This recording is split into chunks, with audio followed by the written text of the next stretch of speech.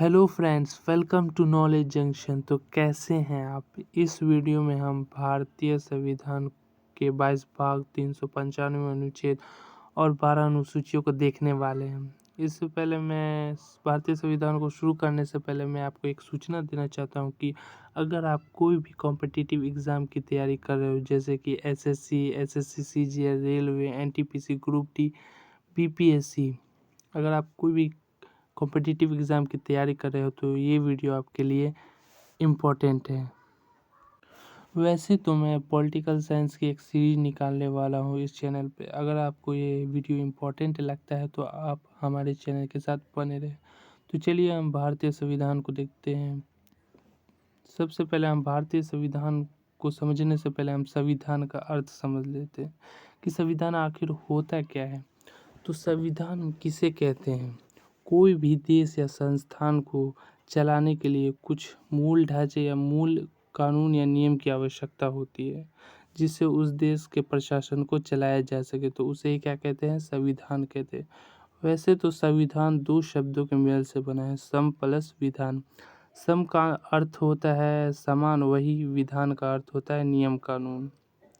तो जिस देश पर जिस देश के नागरिकों पर नियम कानून एक समान लागू होते हैं तो उसे क्या कहते हैं? संविधान कहते हैं। वैसे तो संविधान किस फॉर्म में रहते हैं? आर्टिकल के फॉर्म में रहते हैं, अनुच्छेदों के रूप में क्या दिए गए रहते हैं। तो आशा करता हूँ कि आप समझ गए होंगे कि संविधान कहते हैं किसे। तो चलिए हम भारतीय संविधान को स्टार्ट करते हैं।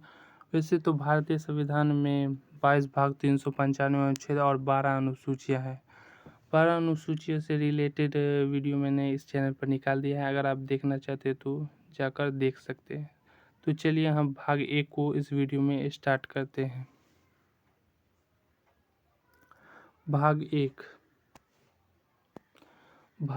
क्या कहता है कि संघ एवं उसके राज्य क्षेत्र। तो भाग 1 ये कहता है कि हमें कि भारत उसके राज्य क्षेत्र का वर्णन करता है। भाग 1 जिसमें अनुच्छेद 1 से 4 तक का वर्णन किया गया है। भाग 1 में अनुच्छेद 1 से 4 तक क्या है? अनुच्छेद है। तो चलिए हम अनुच्छेद 1 को देखते हैं। अनुच्छेद 1 क्या कहता है कि अनुच्छेद 1 भारत अर्थात इंडिया राज्यों का संघ यानी यूनियन है। तो अनुच्छेद स्पष्ट रूप से ये कहता है कि भारत अर्थात इंडिया राज्यों का संघ मतलब यूनियन है, जिसमें 28 राज्य और 8 केंद्र शासित प्रदेश हैं। तो भारत क्या है? राज्यों का संघ। राज्य 3 प्रकार के होते हैं। वैसे तो राज्य को देखा जाए तो राज्य 3 प्रकार के होते हैं। पहला क्या होता है? संघ यूनियन, दूसरा होता है संघ फेडरेशन और तीसरा होता है परिसंघ कन्फेडरेशन। तो सबसे मजबूत जिसको देखा जाता है वो राज्यों की श्रेणी में वो संघ यूनियन को देखा जाता है। तो वैसे तो भारत राज्यों का संघ यूनियन है। अनुच्छेद 2 क्या कहता है? अनुच्छेद 2 भारत का संसद विदेशी राज्यों को भारत में शामिल कर सकता है। तो अनुच्छेद 2 स्पष्ट रूप से हमें ये कहता है कि जो भारत का संसद है वो क्या कर सकता है? विदेशी राज्यों को भारत में शामिल कर सकता है। जैसे कि 36वें संविधान संशोधन देख सकते हैं आप। 36वें संविधान संशोधन के द्वारा 16 मई 1975 को सिक्किम को भारत का 22वां राज्य बनाया गया था। वैसे तो सिक्किम को 35वें संविधान संशोधन के द्वारा पहले शाह राज्य का दर्जा दिया गया, फिर बाद में 36वें संविधान संशोधन के द्वारा 16 मई 1975 को सिक्किम को भारत का पूर्ण राज्य का दर्जा देकर 22वां राज्य बनाया गया। अब हम अनुच्छेद 3 को देखते हैं। अनुच्छेद 3 क्या कहता है हमसे? अनुच्छेद 3 संसद जो है, संसद वर्तमान राज्यों के नाम, सीमा, क्षेत्र, आकृति में परिवर्तन कर सकता है और नए राज्यों का निर्माण कर सकता है। तो अनुच्छेद 3 ये कहता है कि जो संसद है वो क्या कर सकता है? वर्तमान जो राज्य है अभी उसके नाम, सीमा, क्षेत्र, आकृति में परिवर्तन कर सकता है और एक नए राज्यों का, 2 राज्यों को तोड़ के एक नए राज्यों का निर्माण कर सकता है। जैसे कि 1 अक्टूबर 1953 को आंध्र प्रदेश राज्य को बनाया गया था और गुजरात को 1 मई 1960 को। अनुच्छेद 4 क्या कहता है? अनुच्छेद 4 ये कहता है कि अनुच्छेद 2 और 3 वह अनुच्छेद है जो 368 के तहत संशोधन नहीं माना जाता है। तो अनुच्छेद 2 3 वह अनुच्छेद है जो साधारण बहुमत से क्या होता है? संशोधन होता है इसमें। इसीलिए अनुच्छेद 2 और 3 क्या कहते हैं? 368 के तहत संशोधन नहीं माना जाता है और इसमें राष्ट्रपति का हस्ताक्षर और हस्तक्षेप की ज़रूरत नहीं पड़ती है। अब हम देखने वाले हैं कि देश के विभाजन के पश्चात, देश की स्वतंत्रता के पश्चात किन देशी रियासतों को भारत में शामिल किया गया था और उन्हें कौन सी कठिनाइयों का शामिल करना पड़ा था उन देशी रियासतों को भारत में मिलाने के लिए। और विभाजन के पश्चात ये सब हो गया, उसके पश्चात राज्यों का पुनर्गठन किस प्रकार हुआ, तो उसे देखने वाले हैं हम। जब भारत स्वतंत्र हुआ था तब क्या हुआ? भारत का विभाजन हो गया। उसके पश्चात भारत में 9 या 10 ब्रिटिश प्रांत भारत के हिस्से में आए थे। वहीं देशी रियासत 512 भारत के हिस्से में शामिल हुई थी। लेकिन 552 देशी रियासतों में से 549 देशी रियासतें जो थी वो भारत में आसानी से शामिल हो गई। लेकिन वहीं जो 3 देशी रियासतें थी उसे भारत में मिलाने में बहुत संघर्ष का सामना करना पड़ा और इसमें अहम भूमिका हमारे गृह मंत्री जो थे वो सरदार वल्लभ भाई पटेल जी ने निभाया था।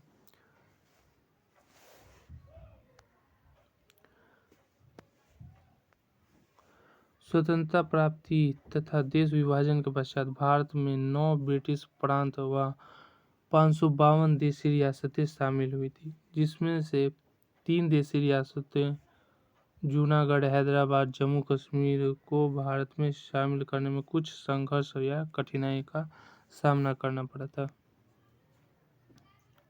और इस कठिनाइयों को अंग्रेजों ने और बढ़ा दिया 1947 के अधिनियम के द्वारा। तो 1947 का स्वतंत्रता अधिनियम क्या था, तो इसको देखते हैं हम। 1947 के भारत स्वतंत्रता अधिनियम के में 3 प्रकार का प्रावधान किया गया था। तो पहला प्रावधान क्या किया गया था? पहला प्रावधान जो था इसमें कि कोई भी देशी रियासत या देशी रियासत के राजा अपनी रियासत को भारत संघ में शामिल कर सकते हैं। दूसरा प्रावधान क्या था?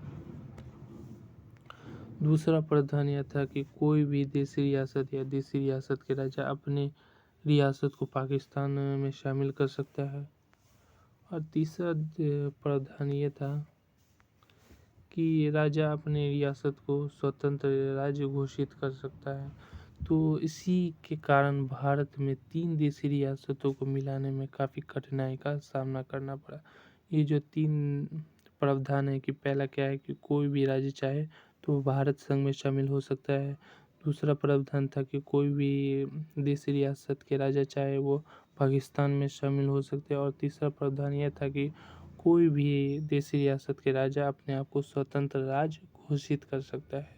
तो इसी 3 प्रावधान के कारण इस 3 राज्यों को मिलाने में भारत को काफ़ी कठिनाइयों का सामना करना पड़ा।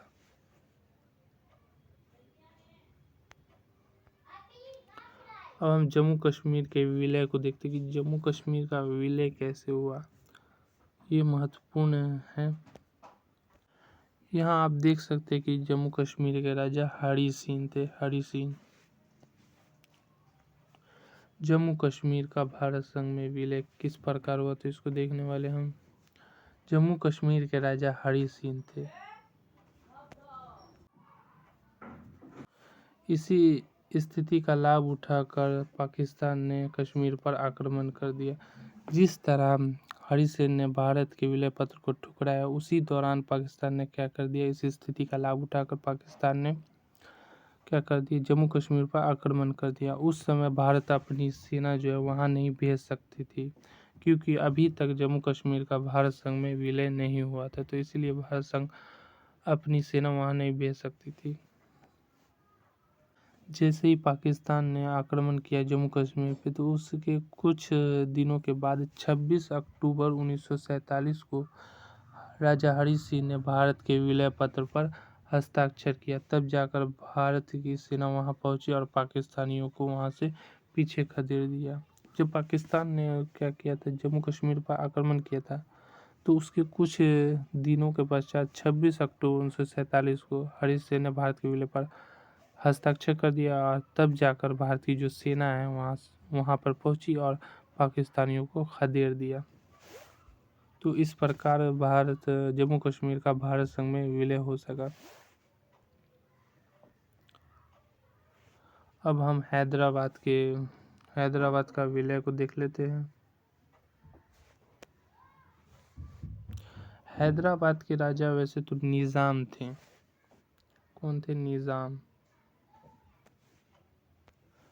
हैदराबाद एक बड़ी देशी रियासत थी जिसके कुछ हिस्से आज के महाराष्ट्र, कर्नाटक, आंध्र प्रदेश तक फैले हुए थे। तो उस समय का जो हैदराबाद था उसका आज का महाराष्ट्र, कर्नाटक, आंध्र प्रदेश तक क्या कहते क्षेत्रफल था।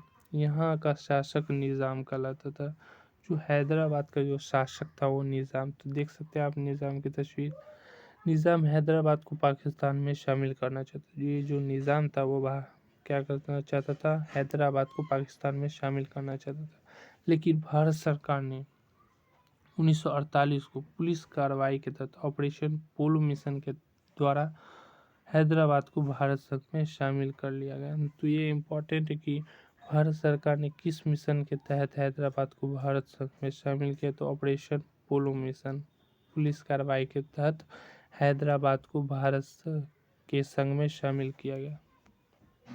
अब हम जूनागढ़ के मामला को देख लेते हैं। जूनागढ़ का जो विलय है वो भारत में किस प्रकार से हो पाया। जूनागढ़ के जो राजा थे वो महावत खां थे। जूनागढ़ आज का गुजरात में पड़ता है, लेकिन यहाँ की अधिकांश जनता क्या थी, हिंदू थी और यहाँ के शासक मुस्लिम हुआ करते थे। जूनागढ़ का विलय। जूनागढ़ का शासक का नाम महावत खान था। यहाँ का शासक मुस्लिम तथा अधिकांश जनता हिंदू थी। जो यहाँ की शासक कौन हुआ करता था, मुस्लिम हुआ करता, वहीं यहाँ की जनता हिंदू हुआ करती थी। तो यहाँ की जनता ने अपना वोट भारत के पक्ष में दिया। इसीलिए जूनागढ़ को जनमत संग्रह के द्वारा 1948 को भारत में शामिल किया गया। तो ये भी आपसे पूछ सकता है कि जूनागढ़ का विलय किसके तहत हुआ है, किस विलय के तहत हुआ है। तो जनमत संग्रह के तहत 1948 में जूनागढ़ का भारत में विलय हुआ। अब हम जब सभी राज्यों को भारत में मिला लिया गया था, तो अब भारत के सामने यह समस्या आई कि भारत का पुनर्गठन किस प्रकार किया जाए। पहले जो भारत के राज्य थे वो ABCD राज्यों में विभक्त थे। पहले जो राज्य थे ए वर्ग में हम देखा जाए तो ए में ब्रिटिश प्रांत, 9 ब्रिटिश प्रांत थे। बी वर्ग में देशी रियासतें हुआ करती जिसमें 9 देशी रियासतें थी। और सी वर्ग में कमिश्नरी स्टेट हुआ करती जिसमें 10 कमिश्नरी स्टेट शामिल थी। वहीं डी वर्ग में देख ले तो केंद्र शासित प्रदेश हुआ करती जैसे अंडमान निकोबार, लक्षद्वीप आदि। पहले जो भारत की राज्य हुआ करती वो ABCD आदि में विभक्त थी। इसी को ठीक करने के लिए राज्य पुनर्गठन अधिनियम लाया गया। अब भारत सरकार के सामने ये समस्या आ गई कि राज्यों का पुनर्गठन किस आधार पे किया जाए, कि राजनीतिक आधार पे किया जाए, कि प्रशासनिक आधार पे किया जाए, कि भाषाई आधार पे किया जाए। तो इसीलिए राज्यों का पुनर्गठन आयोग का गठन किया गया। तो इसके तहत कई सारे आयोग का गठन किया है, स्कीधर आयोग, JVP समिति आयोग। तो चलिए हम इसको देख लेते हैं। राज्य पुनर्गठन आयोग, इसके तहत कई सारे आयोगों का गठन किया गया। तो उस आयोग को हम देख लेते हैं। तो राज्यों के पुनर्गठन के समाधान के लिए एसके धर आयोग का गठन किया गया। तो इस गठन को देख लेते हैं। संविधान सभा के अध्यक्ष राजेंद्र प्रसाद ने इलाहाबाद उच्च न्यायालय के अवकाशप्राप्त न्यायाधीश एसके धर की अध्यक्षता में 1948 को 4 संसदीय आयोग का गठन किया। इस आयोग ने क्या कहा, तो हम इसको देख लेते हैं। इस आयोग ने भाषा के आधार पर राज्यों के पुनर्गठन का विरोध किया और प्रशासनिक सुविधा के आधार पर राज्यों का समर्थन किया। तो एसके धर आयोग का जो गठन हुआ, तो इस आयोग ने कहा कि भाषाई आधार पर राज्यों का पुनर्गठन करना ठीक नहीं होगा, इसे प्रशासनिक आधार पर पुनर्गठन किया जाए। तो फिर इसके बाद जेबीपी समिति का गठन हुआ। जेबीपी समिति जिसमें 3 सदस्य हुआ करते थे, जवाहरलाल नेहरू, वल्लभ भाई पट्टाभी सीतारामैया और सरदार वल्लभ भाई पटेल। जेबीपी समिति। तो एक बार फिर एक और समिति जेबीपी समिति का गठन किया गया, जिसमें 3 सदस्य हुआ करते थे, जवाहरलाल नेहरू, पट्टाभी सीतारामैया और सरदार वल्लभ भाई पटेल। तो इसने अपनी रिपोर्ट में क्या कहा, तो इसको देखते हैं। जेबीपी समिति, इसका गठन दिसंबर 1948 को किया गया था। इस समिति के सदस्यों में जवाहरलाल नेहरू, पट्टाभी सीतारामैया, सरदार वल्लभ भाई पटेल आदि शामिल थे। इस समिति ने भी भाषाई आधार पर राज्यों के गठन को अस्वीकार कर दिया। तो इस समिति ने भी भाषाई आधार पर राज्यों के पुनर्गठन को साफ मना कर दिया। अब हम आगे देख लेते हैं इसके पश्चात क्या हुआ। एक नोट है यहाँ पर। जेबीपी समिति के रिपोर्ट के बाद मद्रास राज्य के लोगों ने तेलुगु भाषा के आधार पर आंध्र प्रदेश राज्य बनाने की मांग की और पेट्टी श्रीरामुलु कांग्रेसी नेता के नेतृत्व में आंदोलन शुरू कर दिया। ये जो पेट्टी श्रीरामुलु थे वो एक कांग्रेसी नेता थे। इन्हीं के नेतृत्व में मद्रास राज्य के लोगों ने क्या कर दिया, आंदोलन शुरू कर दिया। 56 दिन के भूख हड़ताल के बाद 15 दिसंबर 1952 को पेट्टी श्रीरामुलु की क्या हुई, मृत्यु हो गई भूख हड़ताल से। वैसे तो एक कांग्रेसी नेता थे, इन्होंने महात्मा गांधी के साथ कई सारे आंदोलनों में भाग लिया, जैसे कि भारत छोड़ो आंदोलन, सविनय अवज्ञा आंदोलन। तो ये एक कांग्रेसी नेता थे। तो 56 दिन के भूख हड़ताल के बाद इनकी मृत्यु हो गई, जिसके पश्चात मद्रास राज्य में क्या हुआ, विवाद शुरू हो गया कि सरकार कैसी है, कि सरकार हमारी बात नहीं सुनती है। पेट्टी श्रीरामुलु की मृत्यु के बाद मद्रास राज्य का माहौल बिगड़ने लगा, जिसके बाद प्रधानमंत्री जवाहरलाल नेहरू को मजबूरन 1 अक्टूबर 1953 को तेलुगु भाषा के आधार पर आंध्र प्रदेश राज्य का गठन करना पड़ा। तो मजबूरन 1 अक्टूबर 1953 को भारत सरकार को तेलुगु भाषा के आधार पर आंध्र प्रदेश राज्य का गठन करना पड़ा, वो भी भाषाई आधार पर। तो ये उस समय का भाषाई आधार पर बनने वाला पहला राज्य था। तो उस समय यह भाषाई आधार पर बनने वाला पहला राज्य हुआ। इसके बाद अगल बगल के राज्यों ने भी क्या कर दिया, आंदोलन शुरू कर दिया कि हमें इस भाषा के आधार पर ये राज्य चाहिए। गुजराती लोगों ने गुजराती भाषा के आधार पर गुजरात राज्य की मांग कर दी। वहीं महाराष्ट्र के लोगों ने मराठी भाषा के आधार पर महाराष्ट्र राज्य बनाने की मांग कर दी। तो इसके पश्चात भी भारत में आंदोलन जारी रहा। तो इसी के समाधान के लिए एक आयोग बनाया गया, जिसका नाम फजल अली आयोग था। फजल अली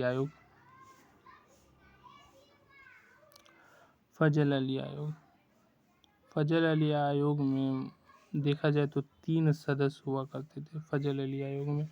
एक तो फजल अली आयोग के अध्यक्ष खुद फजल अली और दूसरे KM पन्नीकर, तीसरे हृदयनाथ कुंजरू थे। तो देख लेते हैं हम फजल अली आयोग क्या कहता है।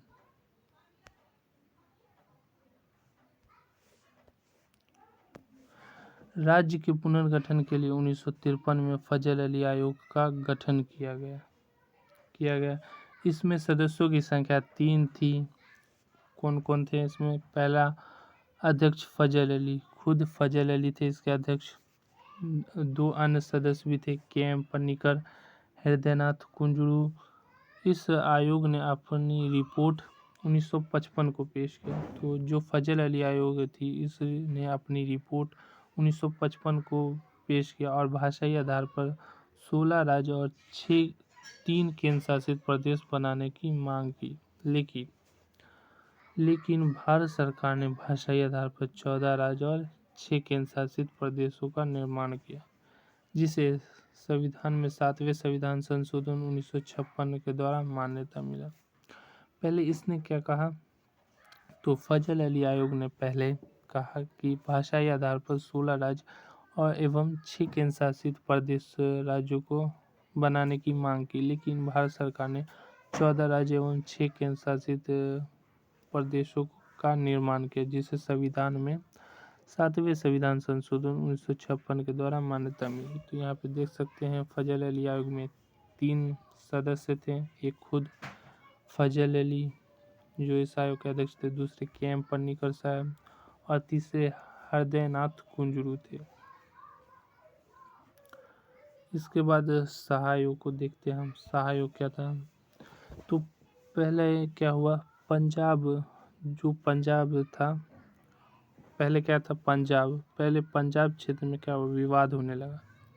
जो हरियाणा, पंजाब, हिमाचल प्रदेश, चंडीगढ़, तो वो पहले Punjab and east Patiala state union PEPSU कहलाती थी, जिससे विवाद होने के कारण जिसके पश्चात उसे अलग अलग राज्यों में विभक्त कर दिया गया। तो इसका मामला भी देख सकते हैं, पेप्सू का मामला।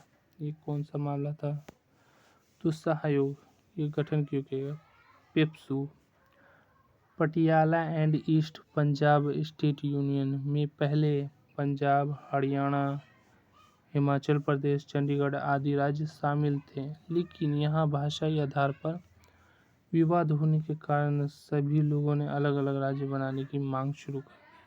तब जाकर भारत सरकार ने 1966 में सहायोग का गठन किया और सहायोग ने 4 राज्यों को बनाया, पंजाब, हरियाणा, हिमाचल प्रदेश, चंडीगढ़ का निर्माण किया।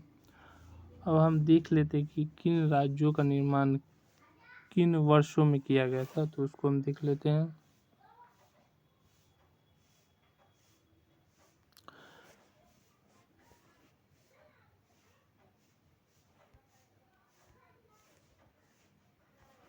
राज्यों का गठन। पहला जो राज्य था भाषाई आधार पर बनने वाला जो राज्य था वो क्या था? आंध्र प्रदेश था। इसका जो गठन हुआ, आंध्र प्रदेश राज्य का गठन 1 अक्टूबर 1935 को आंध्र प्रदेश राज्य का गठन हुआ। वहीं गुजरात को हम देख लेते हैं। गुजरात इसका गठन जो हुआ, गुजरात 1 मई 1960 ईस्वी को गुजरात का गठन किया गया था। नागालैंड गठन किया गया। कब किया गया? 1 दिसंबर 1953 को नागालैंड राज्य का गठन किया गया। वहीं हरियाणा का गठन 1 नवंबर 1966 को किया गया। हिमाचल प्रदेश का गठन कब किया गया? हिमाचल प्रदेश का गठन 25 जनवरी 1971 को किया गया। मेघालय का गठन 21 जनवरी 1972 को किया गया। वहीं मणिपुर का गठन जो है वो 21 जनवरी 1972 को किया गया। त्रिपुरा का भी गठन 21 जनवरी 1972 को किया गया। सिक्किम का गठन कब किया गया भाई? तो सिक्किम का जो गठन है वो 16 मई 1975 को किया गया। वहीं मिजोरम का गठन 20 फरवरी 1987 को हुआ।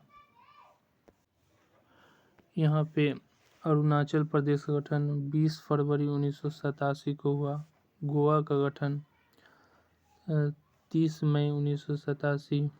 छत्तीसगढ़ का गठन 1 नवंबर 2000 को हुआ। उत्तराखंड का गठन 9 नवंबर 2000।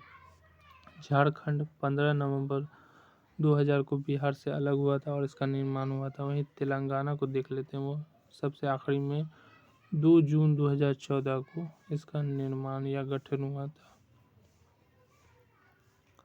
अगर आपको हमारा वीडियो अच्छा लगता है तो हमारे वीडियो को लाइक, कमेंट, सब्सक्राइब ज़रूर करें। Thank you for watching this video.